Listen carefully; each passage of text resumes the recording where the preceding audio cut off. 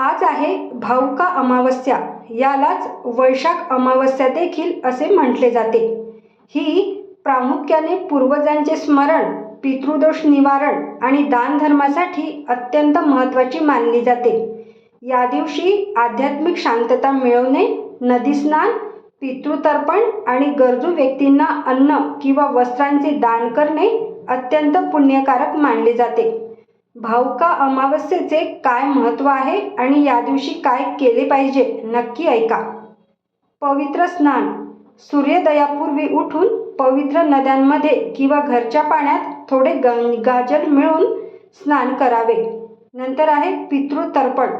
आपल्या दिवंगत पूर्वजांच्या आत्म्याच्या शांतीसाठी काळे तीळ आणि पाण्याने तर्पण करावे। दानधर्म। या दिवशी गरिबांना अन्न, वस्त्र किंवा काळे तीळ दान करणे श्रेष्ठ मानले जाते। नंतर आहे पिंपळाची पूजा।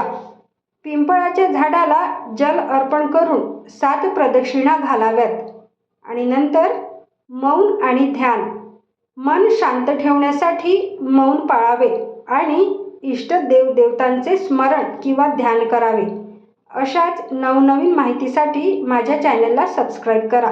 धन्यवाद।